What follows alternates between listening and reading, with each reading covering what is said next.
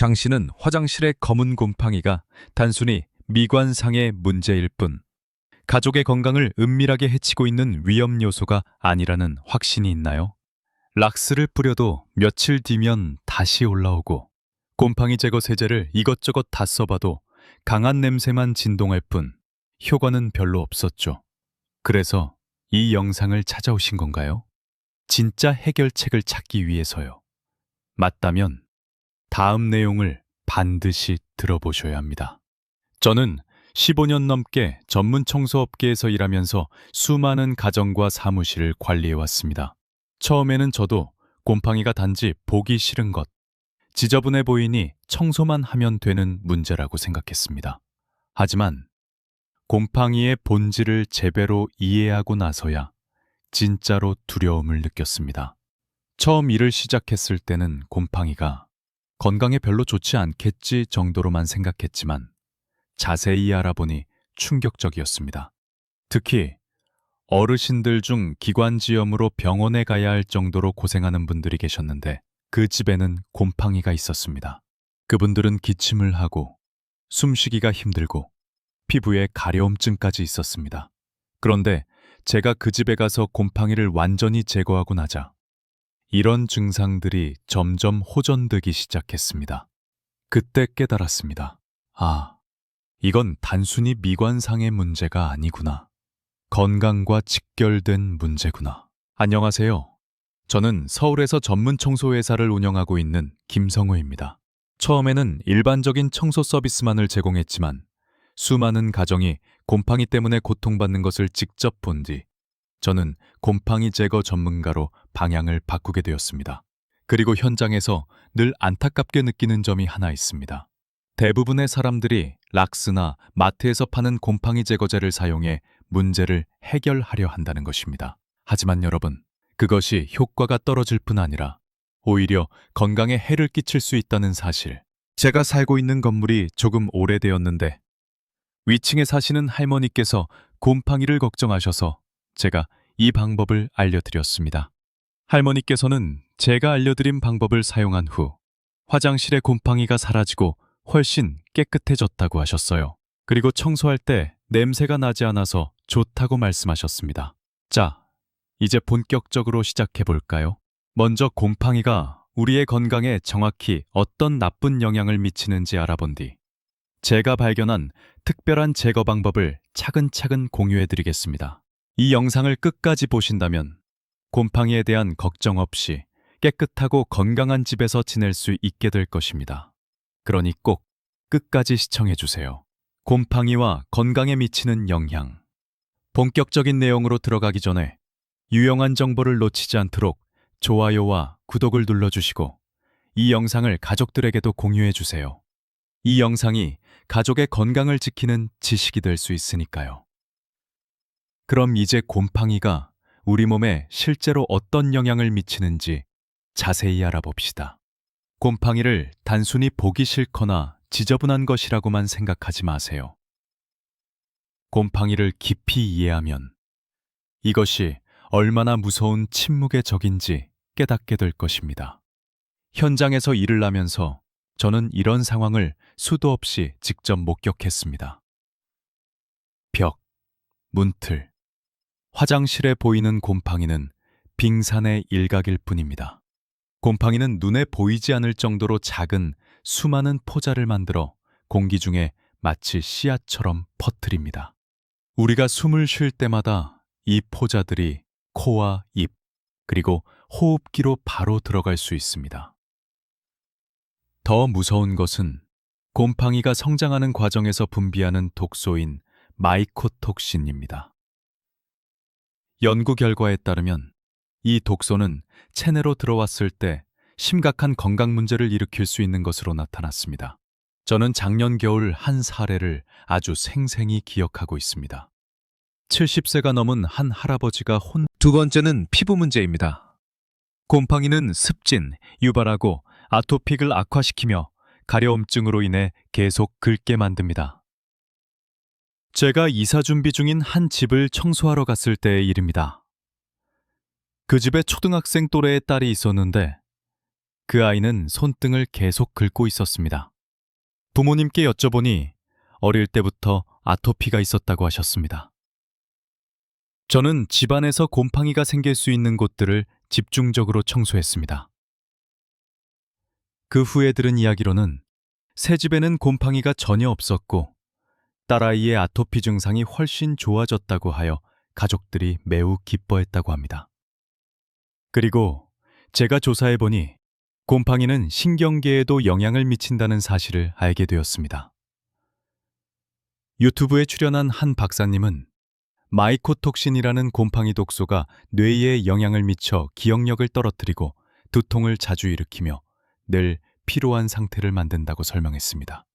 정말 무서운 것은 많은 사람들이 이런 증상을 단순히 나이 탓이라고 생각하고 그냥 넘어간다는 점입니다.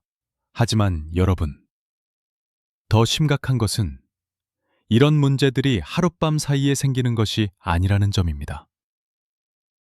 곰팡이 포자와 독소는 우리 몸에 서서히 축적되면서 건강을 조금씩 해치게 됩니다. 제가 청소 일을 하면서 만난 사람들 중에 이런 사례가 있었습니다. 80세의 한 할머니께서 남편이 돌아가신 후 유품 정리와 함께 집안을 대청소해 달라는 요청을 하셨습니다. 청소를 하면서 가족분들과 이야기를 나누고 있었는데 할머니께서 만성기침으로 너무 힘든데 원인을 모르겠다고 하시면서 청소를 하면 나아질 수 있을지 물어보셨습니다. 당시 저는 곰팡이에 대한 지식이 있었기 때문에 곰팡이 때문일 가능성이 있다고 말씀드리고 깨끗하게 청소한 후 지켜보자고 했습니다.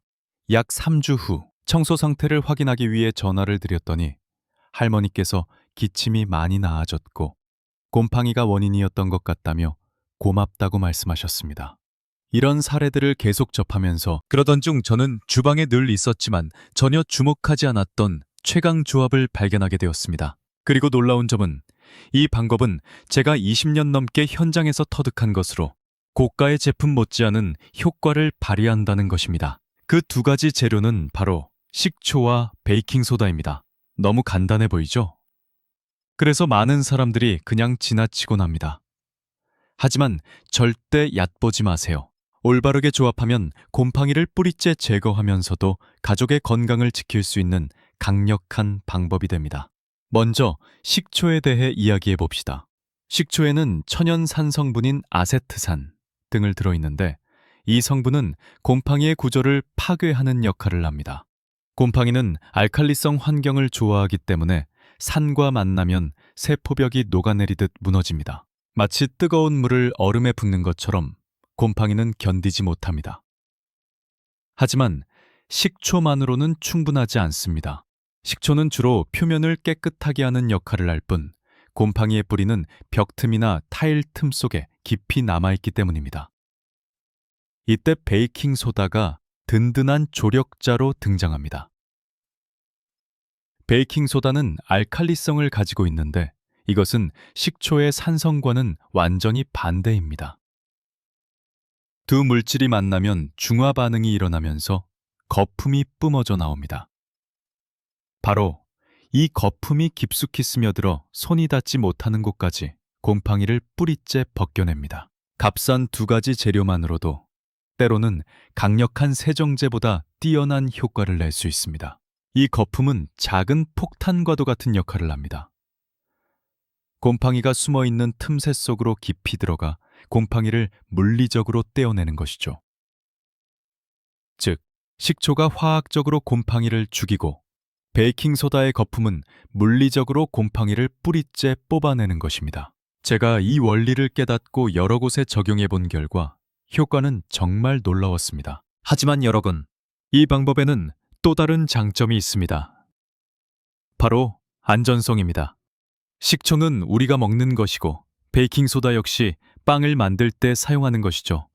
그래서 아무리 많이 사용해도 인체에 해롭지 않습니다. 락스를 떠올리면 불쾌한 냄새가 먼저 생각나지만 이 방법은 오히려 공기를 더 깨끗하게 만들어줍니다. 식초 냄새가 조금 날 수 있지만 환기를 하면 금방 사라집니다. 특히 어르신들에게는 이 안전성이 매우 중요합니다. 화학세제 때문에 알레르기 반응이 생기는 분들도 많습니다. 하지만 이 방법은 그런 걱정이 전혀 없습니다. 또 하나의 장점은 경제성입니다. 마트에서 파는 곰팡이 제거제는 한 병에 몇천 원씩 금방 쓰고 끝나지만 식초와 베이킹소다는 한 번 사두면 오래 쓸 수 있습니다. 비용으로 따지면 10분의 1도 안 됩니다. 제가 계산해보니 식초 1리터와 베이킹소다 1kg을 사는데 약 10,000원, 약 20만 동일이 들었습니다. 이 양으로 집 전체 곰팡이를 여러 번 제거할 수 있습니다. 반면 시중 제품은 한 번 사용할 때마다 몇천 원이 들죠. 여러분, 비율이 궁금하시죠? 황금 비율이 있습니다. 지금부터 제가 배합과 사용법을 단계별로 자세히 알려드리겠습니다. 제가 집에서도 바로 따라할 수 있도록 단계별로 자세히 설명해드리겠습니다. 먼저 준비물입니다. 아주 간단합니다. 식초 1컵, 베이킹소다 2큰술, 작은 그릇 하나, 숟가락, 그리고 부드러운 수세미나 걸레.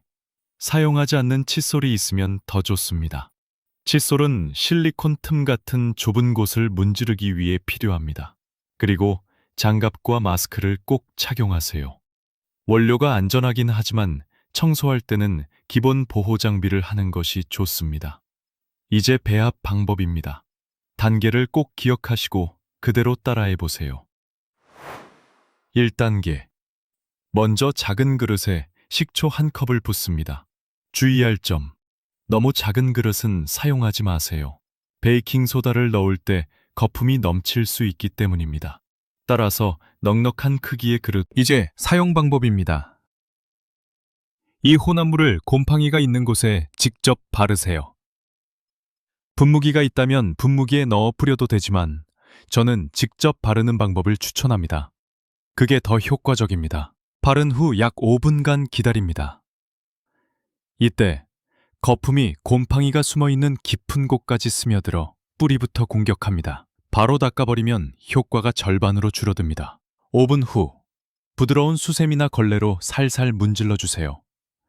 세게 문지를 필요는 없습니다. 가볍게 닦기만 해도 곰팡이가 저절로 떨어져 나옵니다. 정말 놀랍습니다. 욕실 타일 틈새처럼 좁은 곳은 칫솔을 사용하세요.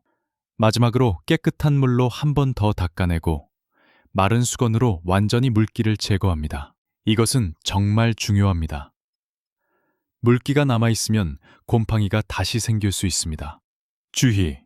벽지에 사용할 경우 너무 많이 뿌려 벽지가 흠뻑 젖지 않도록 하세요. 닦을 때 벽지가 들뜰 수 있습니다.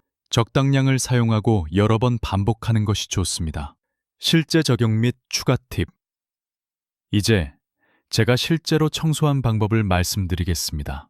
주방 싱크대 주변도 물때와 곰팡이가 많이 생기는 곳이죠. 70세 할머니의 집에서는 싱크대와 벽 사이에 곰팡이가 길게 줄지어 있었습니다. 물을 자주 사용하는 곳이라 곰팡이를 제거해도 다시 생기곤 했습니다. 번거로워서 그냥 놔두는 분들도 많죠. 싱크대에 독한 세제를 사용하는 것도 번거롭습니다. 하지만 이 방법을 쓰면 말끔히 사라집니다. 물론 시간이 지나면 곰팡이나 물때가 다시 생길 수 있습니다. 물을 자주 사용하는 곳이니까요. 하지만 인체에 전혀 해가 없고 효과도 좋기 때문에 이 방법이 가장 좋습니다. 곰팡이가 자주 생기는 다른 곳이 어딜까요? 맞습니다. 바로 창문 틀입니다. 창문 틀은 곰팡이가 생기기 쉬운 곳입니다. 특히 겨울에는 결로로 인해 습해지고 그리고 곰팡이가 넓은 면적에 번졌다면 구역을 나누어 청소하세요. 한 번에 너무 넓은 면적을 하려다 보면 혼합물이 마르기 전에 닦지 못할 수 있습니다. 또 하나 중요한 점은 청소 중에는 반드시 환기를 시켜야 한다는 것입니다. 곰팡이 포자가 공기 중에 날릴 수 있기 때문입니다. 창문을 열거나 환풍기를 켜세요. 마스크를 착용하는 것이 가장 좋습니다. 청소 후에는 사용한 도구들도 깨끗이 세척하세요. 수세미나 걸레에 곰팡이 포자가 남아있을 수 있습니다. 저는 이 곰팡이 제거 방법을 주변 지인들에게도 많이 알려줬는데 모두 효과가 좋다고 했습니다. 여러분도 한번 해보세요. 정말 놀라실 겁니다. 하지만 여기서 끝이 아닙니다. 곰팡이를 제거하는 것도 중요하지만 곰팡이가 다시 생기지 않도록 관리하는 것도 매우 중요하겠죠. 곰팡이 재발 방지 관리. 3단계 간단한 방법. 여러분, 저는 앞서 곰팡이를 완전히 제거하는 방법을 알려드렸습니다. 이제 마지막 단계이자 가장 중요한 단계입니다. 바로 곰팡이가 다시 생기지 않게 하는 방법입니다. 청소 일을 하면서 제가 분명히 깨달은 것이 하나 있습니다. 바로 예방이 처리보다 훨씬 더 중요하다는 것입니다. 아무리 깨끗하게 청소해도 제대로 관리하지 않으면 며칠 후 곰팡이는 다시 생깁니다. 다행히 곰팡이를 예방하는 것은 전혀 어렵지 않습니다. 일상생활에서 조금만 신경 쓰면 됩니다. 1단계 습도 조절. 이것이 핵심 요소입니다. 곰팡이는 습도가 60%를 넘을 때 활발히 번식합니다. 집안 습도를 50% 이하로 유지하면 문제의 근원을 차단할 수 있습니다. 요즘 다이소 같은 편의점에서도 저렴한 습도계를 쉽게 구할 수 있습니다. 약 2만, 4만 동 정도. 하나 구입해서 자주 확인하세요. 습도가 높아지면 제습기나 에어컨의 제습 기능을 켜세요. 만약 장비가 없다면 3단계 정기적인 점검 및 조치. 매주 곰팡이가 자주 숨어 있는 장소를 꼼꼼히 점검하세요. 욕실, 실리콘 틈, 창문 틀, 싱크대 주변, 냉장고 고무 패킹 등입니다. 곰팡이가 조금이라도 보이면 바로 식초 플러스 베이킹소다 혼합물로 처리하세요. 초기 단계에서는 제거가 매우 쉽습니다. 4단계 물건 배치 정리. 가구를 벽에 딱 붙여놓지 마세요. 최소 5cm 정도의 공간을 두어 공기가 순환할 수 있게 하세요. 특히 큰 옷장이나 침대는 더욱 중요합니다. 이 가구들 뒤는 습기가 쌓이면 곰팡이의 천국이 됩니다. 5단계 빨래 관리. 실내에서 빨래를 말릴 경우 환기나 제습기, 선풍기와 함께 사용하세요. 젖은 상태의 옷을 그대로 옷장에 넣는 것은 절대 금지입니다. 곰팡이가 번식하기에 이상적인 환경이 되기 때문입니다. 6단계 청소 도구 관리. 수세미나 걸레를 젖은 채로 두면 곰팡이의 온상이 됩니다.